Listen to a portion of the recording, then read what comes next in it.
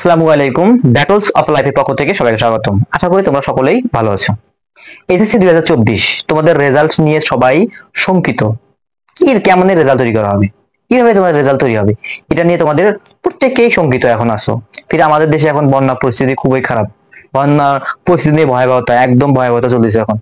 অনেকে আমাদের দক্ষিণাঞ্চলে ফেনী আছে, তারপরে নোয়াখালী, কুমিল্লা, এগুলো প্রায় ডুবে গেছে, পুরোটাই ডুবে গেছে, এমন এমন অবস্থা।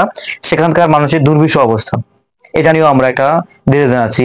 আর আমাদের রেজাল্ট তৈরি বা যে কোনো কিছুতেই তৈরির ক্ষেত্রেও একটু লিমিটে আসছে, কেননা আমাদের আমাদের রেজাল্ট, এই তোমাদের এইচএসসি যে রেজাল্টটা তৈরি হবে, সেটা একটু বন্যা পরিস্থিতির কারণেও একটু স্থগিত মতো আছে। তবে বলতেছি, তোমাদের রেজাল্ট আশা করি সবাই জানো যে তোমাদের রেজাল্ট তৈরি হবে সাবজেক্ট ম্যাপিং এর মাধ্যমে।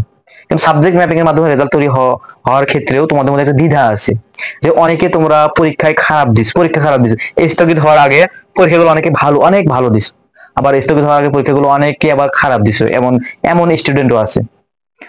আজকে নিউজ অনুযায়ী আমি দেখলাম, আজকে যারা একটা নিউজ দিছে, এই নিউজটা হচ্ছে যারা এসএসসি 2024 স্থগিত হওয়ার আগে যে পরীক্ষাগুলো দিছো, যদি কেউ ভালো পরীক্ষা দিয়ে থাকো, তোমাদের রেজাল্ট ভালোই আসবে। আর যদি কোনো ক্রমে কেউ খারাপ পরীক্ষা দিয়ে থাকো, তোমাদের রেজাল্ট অটো পাশে হবে না। তখন কিন্তু এই যে, যদি স্থগিত আগে পরীক্ষাগুলো খারাপ, মানে ফেল করো কোনো ক্রমে, তোমাদের রেজাল্ট ফেলই আসবে। এটা আমি একটা নিউজে দেখলাম, যখন S24 দিছে, দা ডেইলি স্টারও দিছে, এরকম নিউজ দেখলাম। তোমাদের এইভাবে রেজাল্ট তৈরি করা হবে। এমন এমন আমি জানি অনেকে পরীক্ষা তুলনামূলক খারাপ দিছো বা তুলনামূলক ভালো দিছো। কেউ যদি পরীক্ষা এখন খারাপ দিয়ে পাশের আশা করো, এটাও একটা অহেতুক। কেন, তোমরা পরীক্ষায় যে পরীক্ষাগুলো দিচ্ছ এখানে ফেল, অযথা তোমাদের তো পাস হওয়ারও কথা না। আমি মনে করি হওয়ারও কথা না। যেহেতু তুমি এইচএসসি পরীক্ষা দিছো, কয়েকটা 6-7টা পরীক্ষা দিছো, সেখানে তুমি সাবজেক্টে ফেল করছো, তুমি এমনও তাহলে স্টুডেন্ট না, পাস করার মতো যোগ্য আমি মনে করি না। তবুও তোমাদের অনেকের আশা থাকে হয়তোবা অটোপাসের মাধ্যমে তোমাদের রেজাল্টটা তৈরি করলে বা পাস করতে পারো, এমন তোমাদের মন্তব্য আছে। কিন্তু আজকে যেটা শিক্ষা মন্ত্রণালয় থেকে বললো, যে কেউ যদি স্থগিত হওয়ার পরীক্ষার আগে ফেল করে, তাহলে অটোপাসে নয়, তার রেজাল্ট ফেলই আসবে।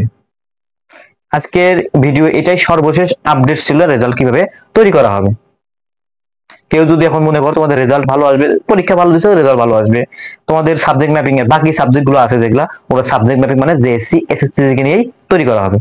আশা করি আমার কথা বুঝতে পারছো। এরকম আপডেট ভিডিও পেতে সকল আপডেট এডুকেশনাল সকল আপডেট নিউজ ব্যাটলস অফ লাইফে পেয়ে থাকবা। তোমাদের অন্য কোনো দিকে সার্চ দিয়ে দেখার কোনো প্রয়োজন নাই, তোমরা সকলেই দৃষ্টি রাখো ব্যাটলস অফ লাইফের দিকে। আশা করি আমার কথা বুঝতে পারছো। আর আমার চ্যানেল যদি নতুন হয়ে থাকো এবং ফেসবুক পেজে যদি নতুন হয়ে থাকো, অবশ্যই চ্যানেলকে সাবস্ক্রাইব করে এবং ফেসবুক পেজে ফলো দিয়ে পাশে থাকবো। আসসালামু আলাইকুম।